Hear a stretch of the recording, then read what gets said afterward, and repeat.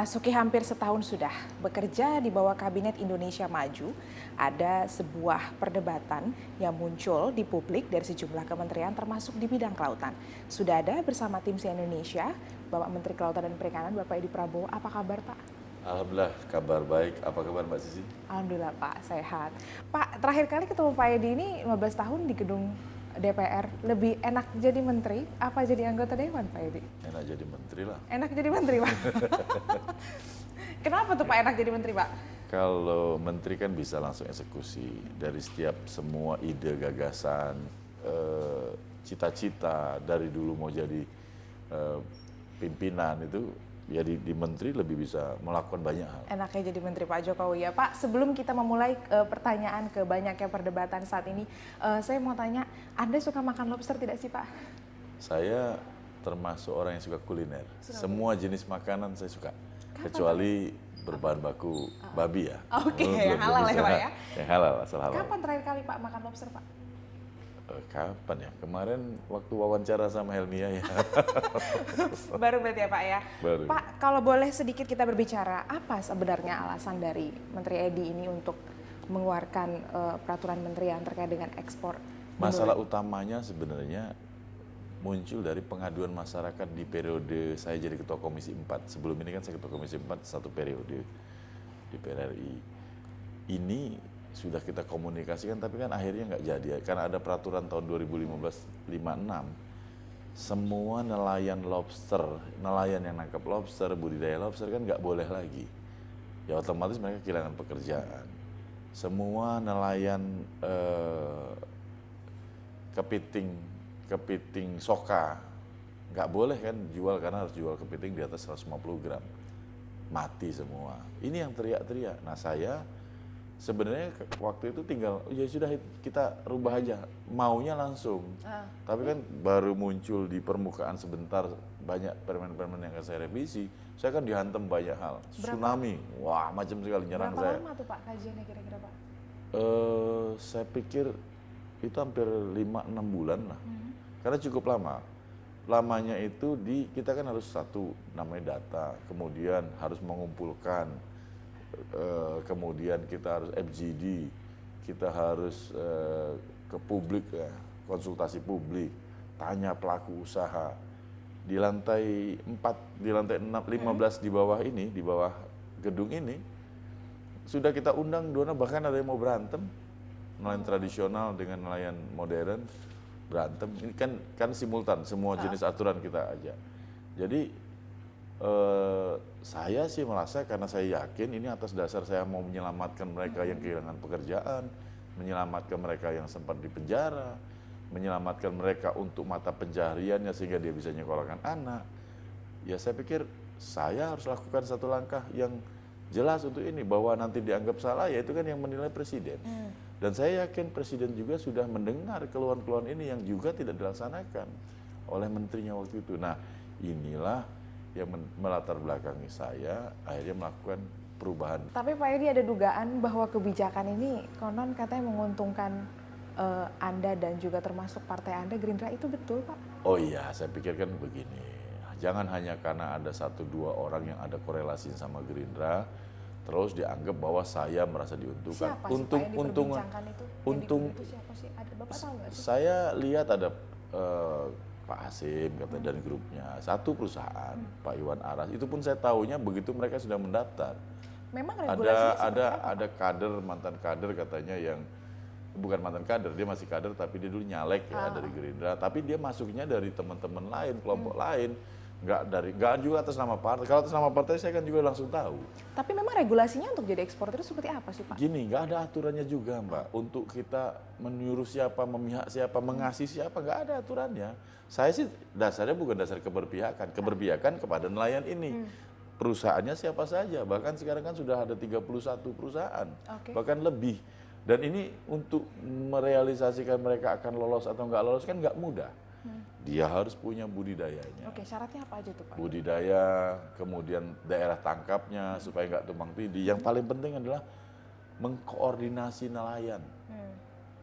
Mereka harus punya kelompok nelayan di mana mereka ini akan operasi.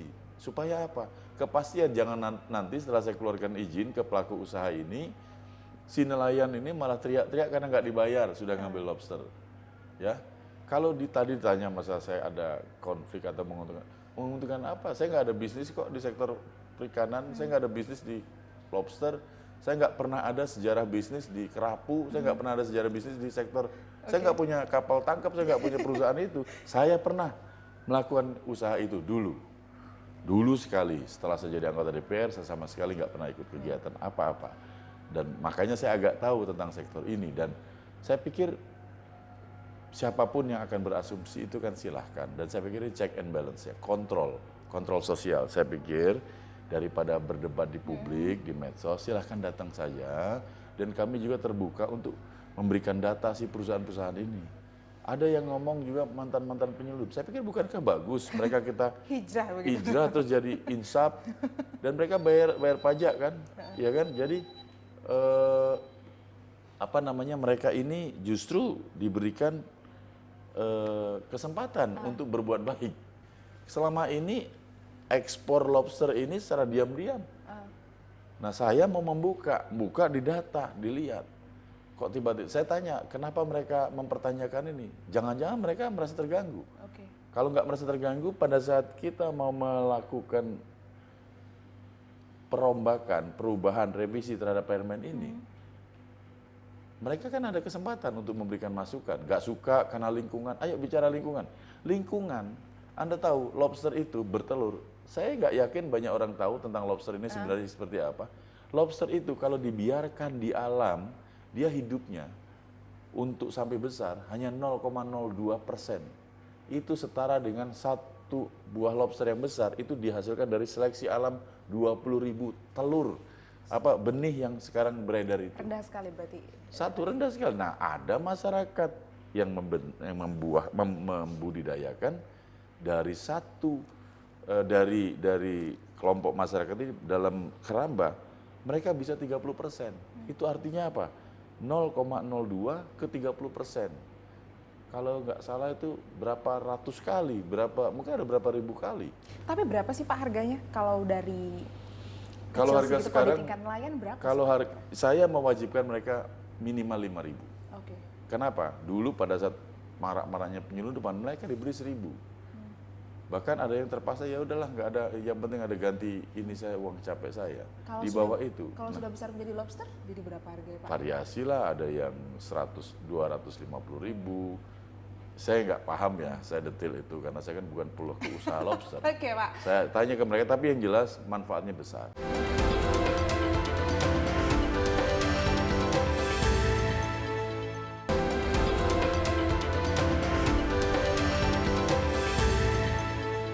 Pak Edi, jadi kalau kemudian tidak merasa... Tunggu dulu, jadi Mbak, itu masalah lobster tadi. Dengan ini ada kehidupan dan katanya kan habis setelah diambilin terus, dibudidayakan atau dijual.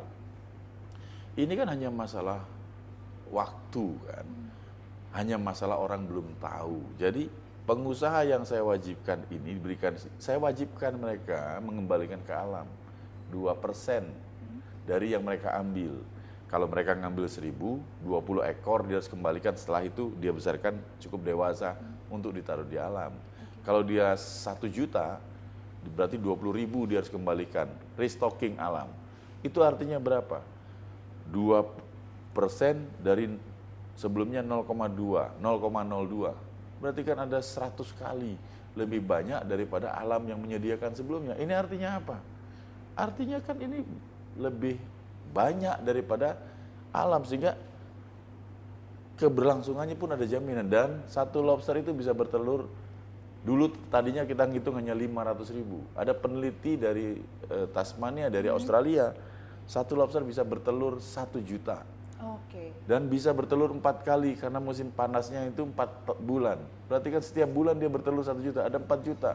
Kebayang nggak kalau dilihat hitung kepastiannya? Makanya dari dulu sebelum ada aturan tetap aja banyak. Peluang itu yang dilihat oleh KKP berarti? Saya lihat peluang pertamanya adalah saya ingin nelayan saya yang tadinya terhambat, lancar dan bisa makan. Pak Edi, tadi keraguannya kan katanya menguntungkan kelompoknya Bapak, tapi tadi sudah dijawab. Tapi ada juga yang menilai bahwa apa ini tidak menguntungkan negara lain sebetulnya seperti Vietnam.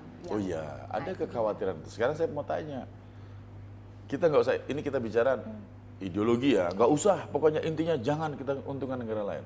Dalam kasus lobster ini misalnya. Oke nggak usah.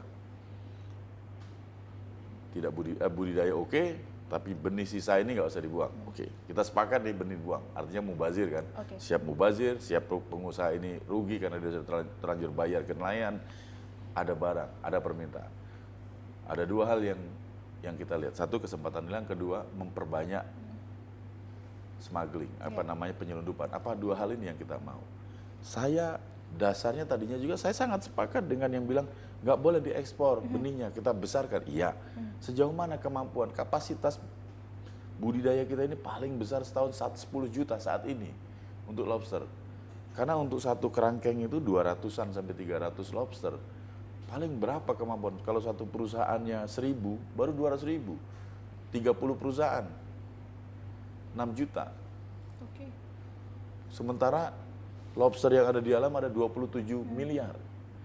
Ada nelayan bisa ambil, ada negara Vietnam yang butuh sampai 400 juta. Kenapa nggak kita jual aja saat ini? Makanya kita hitung, makanya kita terus perkuat di budidaya kita. Pada waktunya kita akan hentikan. Kita ajak Vietnam masuk ke Indonesia juga, silakan berbudidaya di sini. 250 per 1000 ekor kalau nggak salah. Kan murah sekali. Nah dengan saya ini, saya udah merubah PNBP yang tadinya Rp250 per 10.000 ekor menjadi Rp2.000 kalau dia harganya 1.000, bahkan 5.000, itu yang saya harapkan. Bukankah ini peningkatan yang luar biasa? Cuma kan nggak banyak yang tahu. Dan sekali lagi, memang proses PNBP-nya belum boleh, tapi tidak menggunakan PNBP yang lama juga saya gunakan. Saya gunakan tetap harga PNBP baru, sambil menunggu aturannya jelas, saya minta si perusahaan yang mengekspor pakai bank garansi store ke bank negara yang kita tuju. Dan ini nanti begitu PNBP-nya selesai, peraturannya PNBP dari Menteri Keuangan selesai, uang dari bank ini langsung masuk ke kas negara. Kalau masalah lingkungan, sekali lagi saya jamin tidak akan ada kelangkaan lobster di Indonesia. Pak, nama Anda ini menarik sekali karena di awal-awal periode banyak sekali perbincangan di lini masa, tapi kemudian klaimnya tidak pernah ada nelayan yang saat ini demo. Lantas apa sebenarnya keluhan nelayan secara general kepada Bapak, kepada Anda apa aja sih Pak? Banyak Mbak, yang tadi kan masalah aturan. Masa sih Pak, saya udah capek-capek bisnis, kepiting soka nggak boleh. Ini kan kepiting soka kan kalau udah 150 keras lagi Pak. Udah nggak ada lagi kepiting lembut. Padahal permintaan di dunia banyak. Masalah kepunahan di kepiting ini kan harusnya sudah terjawab. Kita sudah bisa membuat hatchery kepiting sendiri. Jadi kepiting itu bisa kita kawinkan sendiri dan bisa beranak. Kita bisa ciptakan bibit, hanya mau perbanyakannya saja. Itu. Kedua, tentang alat tangkap, tentang garam, semua hal banyak sekali Mbak. Tapi tentang izin kapal angkut, kapal pengangkut ikan setelah mereka panen dari Indonesia. Dengan banyaknya keluhan dan juga program prioritas KKP ke depan, kira-kira apa Pak? Apa ada request khusus dari Presiden Jokowi kepada Anda Pak untuk? Ada dua hal yang Pak Presiden Jokowi perintahkan ke saya pada saat saya diwawancara tanggal 21 Oktober. Satu, bangun komunikasi perbaiki komunikasi dengan nelayan. Ini yang saya lakukan. Nelayan bagi saya itu tidak hanya nelayan perorangan, orang yang punya kapal, budidaya juga sama. Ini yang kita ajak, termasuk pengusahanya, termasuk produsen pakannya, semua. Termasuk pejabat-pejabatnya itu adalah nelayan. Saya nelayan. Saya nggak malu dibilang nelayan, karena saya Menteri Kelautan dan Perikanan. Nah, jadi kita perbaiki. Dan alhamdulillah sudah 8 bulan ini dan masuk ruangan ini bukan hal yang mengerikan. Jadi kalau ada nelayan dari daerah, sudah nggak usah dibatasin. Paling juga mereka menyampaikan keluhan berapa menit, foto. Selesai, nggak minta apa-apa. Kalaupun dia datang, saya minta ongkos pun saya kasih. Kenapa harus malu? Kenapa? Efeknya, dia akan kerja keras. Dengan kerjanya seluruh masyarakat Indonesia, negara kita akan produktif. Negara produktif berarti negara kita akan kaya. Jangan berharap negara kaya tanpa kerja keras dari mereka. Itu prinsip saya sebenarnya. Nah, jadi yang kedua, bangun perikanan budidaya. Sektor perikanan budidaya ini baru 10% tertangani, itu pun belum optimal. Ini harus kita kuatkan. Beliau minta khusus, jangan banyak-banyak Pak Menteri, Pak Edi, jangan banyak-banyak. Satu saja tapi menghasilkan dulu, baru yang lain bisa nambah. Makanya beliau arahkan untuk udang faname. Indonesia, dunia itu butuh udang 13 sampai 15 juta. Indonesia baru bisa memenuhi sebanyak 860.000 ton. Ini kan peluang buat kita. Kita kalah sama India. Kalau ekspor ke Cina, India itu nomor 1, Indonesia nomor 7. Ini yang akan kita rebut. Peluang kita besar, potensi besar. Terkait juga dengan pembenahan KKP ini kemarin kami mendapat info ada mundur ya Pak ya, Direktur Jenderal Perikanan Tangkap Zulfikar Mukhtar. Itu mengundurkan diri atau alasannya apa sih Pak? Ya, dia ngomong ke saya mau mundur. Tapi bagi saya intinya adalah ya kalau mundur kan sudah berbeda kan pandangan. Tapi dari sisi aturan juga sebenarnya kan ada undang-undang ASN yang menyatakan bahwa Saudara Zulfikar ini kan bukan PNS. Bahwa eselon 1 itu wajib dari PNS. Ini juga sebenarnya sudah saya bicarakan. Cuma kan saya menunggu supaya saya ngomong sama beliau enak, tapi beliau sudah duluan. Saya nggak tahu, dan saya udah. Nah yang dari sisi aturan juga kan nggak bisa.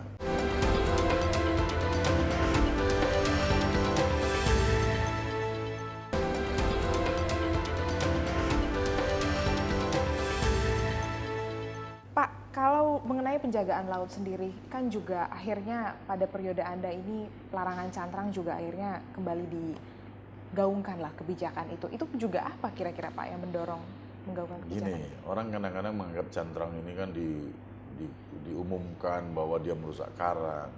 Logika sederhana saja kan, karang itu kan batu, keras. Gimana sebuah tali nilon yang sangat tipis itu menarik batu, kemudian batunya rusak. Logikanya itu aja dulu. Kemudian merusak biota yang lain. Terus ngabisin ikan kecil-kecil. Cantrang itu ada ukurannya. Makanya dalam peraturan kita, nggak boleh cantrang yang kayak net kecil sekali itu. Jaring yang kecil banget, nggak boleh. Ada aturannya. Size-nya juga, tempat penutupnya ini juga harus nggak boleh kecil-kecil. Kita atur semuanya. Yang paling penting adalah dia juga kita bagi wilayah. Jangan yang besar masuk ke yang kecil. Yang kecil minggir terus habis. Karena nelayan di Indonesia ini tidak semuanya cantrang. Yang cantrang besar itu ada 740, yang di atas 30 GT kapal. Yang di bawah itu ada 5.000-an, di bawah 30 GT. Sementara nelayan di Indonesia ini ada 96.000 kapal lebih. Yang ini saya mau data ulang, saya mau pastikan ada seperti apa. Karena jumlah itu belum tentu dia akan melaut, jangan-jangan jumlahnya kapalnya sudah nggak ada, atau macam-macam. Ini yang kita harus cari tahu. Tapi faktanya kan ini ada orang yang memang hidupnya sudah berinvestasi, nangkep dengan cara ini. Dan ini tidak ada yang melarang, tidak ada aturan yang melarang. Katanya tali selambarnya begitu panjang sampai 400 km, 60. Talinya itu kan tergantung ukuran kapal. Kalau terlalu panjang juga kan kapalnya keberatan nariknya. Ya kan, terus ikan yang ditangkap pun ikan-ikan yang di flat, ya lahan flat, itu bukan yang ada karang-karangnya. Jadi saya pikir perdebatan terhadap ini cantrang ini jangan kita terlalu takut seolah-olah dia akan merusak. Merusaknya dalam sisi apa? Mereka juga kan orang yang ingin nangkep ikan berikutnya. Tahun depan nangkep, tahun depan lagi nangkep. Masa mereka mau merusak ini? Pak Edi, nama Anda juga kemarin sempat diperbincangkan karena tidak melanjutkan kepopuleran tenggelamkan kapal. Boleh kami tahu alasannya Pak? Begini ya, menenggelamkan kapal itu satu keharusan kalau menurut saya. Tapi kan kalau mereka sudah menyerah, kenapa harus kita tenggelamkan? Kalau menenggelamkan kapal, itu kan artinya begitu kita tahu kapal pencuri, ini mencuri ikan, kemudian kita tangkap, dia lari. Ya kita kejar. Nah, dengan alat yang kita miliki, bagaimana dia ketangkap? Kalau nggak bisa, ya kemarin sempat ada insiden kan, tertabrak satu kapal Vietnam, tenggelam. Ya itu saya tenggelamkan, saya bilang nggak tenggelamkan. Kalau yang selama ini tenggelamkan emang begitu? Kan enggak. Setelah keputusan pengadilan, baru dilaksanakan, baru ditenggelamkan. Itu bukan tenggelamkan Mbak, namanya memusnahkan. Karena ada perintah dari pengadilan. Dan ingat loh, memusnahkan ini biayanya berapa? Berapa kira-kira? Ada yang cerita ke saya bisa sampai 100 juta, ada yang 1 miliar katanya. Harus dicek sendiri. Tadinya dipakai dibakar, dipakai ada protes akhirnya lingkungan karena minyak akhirnya dibolongin. Ini semua kan butuh proses, butuh blow up media. Saya nggak mau tipikal gitu. Kenapa harus kita tenggelamkan? Kalau sudah perintah negara kita ambil, kita manfaatkan, apa salahnya? Ada kekhawatiran kalau dimanfaatkan nanti takutnya dibeli lagi sama pemilik modal. Ya ada kekhawatiran itu dari saya juga. Tapi masa iya kita nggak punya cara untuk mengontrol, mengawasi? Dan banyak kampus-kampus perikanan kita yang butuh kapal latih. Kenapa kita harus beli kapal baru? Nggak sih, kapal yang ada rampasan kita pakai aja, masih bagus. Lantas gayanya Edi Prabowo kalau tidak menenggelamkan, apa gayanya Loh, Edi Prabowo? mana nenggelamkan? Saya tetap nenggelamkan kok. Tapi saya nggak mau menjadi gimmick publik ya. Saya hanya mau, begitu? saya nggak mau show off. Saya mau bicara, ada orang yang masuk ke negeri saya mencuri ikan, saya tangkap. Per hari ini sudah 58 kapal loh Mbak, saya tangkap. Nggak perlu cerita saya. Nenggelamkan kapal, Mbak mau bener nenggelamkan kapal yang seperti itu kan? Enggak. Saya mau kapal-kapal ini bukan ditenggelamkan setelah diputuskan, diserahkan ke sekolah, diserahkan ke koperasi, diserahkan ke kelompok nelayan. Sekolah kan bisa belajar, ada di Unpad jurusan perikanan, belajar ikan, di UGM belajar ikan, belajar nangkep ikan. Mahasiswa kita ajarin nangkep ikan, masuk ke situ. Kenapa bukan ini yang kita lakukan? Kalau saya ini, masa iya mahasiswa mau jual, masa iya kampus mau jual lagi ke sana? Ada kekhawatiran, ya kita kontrol terus. Bukankah ini jauh lebih bermanfaat? Bisa mahasiswanya bisa ngerti cara mengendalikan kapal. Pak, ini dengan ada 58 tadi ya Pak ya, sejauh ini. Seperti apa sebenarnya peran KKP dalam menjaga keamanan laut? Mengingat banyak juga kan, ada beberapa TNI AL seperti misalkan Marin. Oh enggak, peran kita sudah saling memahami peran masing-masing. Komunikasi kami sudah sangat baik ya. Angkatan Laut, Bakamla, termasuk Angkatan Udara loh Mbak. Polairut, KPLP, Perhubungan, ya, Imigrasi, Kejaksaan. Kita komunikasi semua dan mereka saling memahami. Manakala nanti ada yang salah terhadap perlakuan, kita komunikasi, nggak ada masalah, clear. Oh iya. Pak, untuk menutup pertanyaan, tapi kalau dari Anda pribadi, apa Anda merasa peraturan kita cukup tumpang tindih dengan banyaknya ada beberapa lembaga yang juga beririsan untuk menjaga keamanan laut? Ada, tapi menurut saya ini kan bukan hal yang terus harus dibesar-besarkan. Ini hal yang menurut saya perlu dikomunikasikan tentang, sebagai misal, tentang Coast Guard. Ya kan, KKP sudah punya peran, sudah ada komunikasinya tentang Satgas 115. Sudah kita jalankan, ini kan perintah presiden. Nggak masalah, ini bagus dan kita tinggal untuk koordinasi supaya tadi itu koordinasi yang tadinya informal sudah ada formal, langsung klik selesai.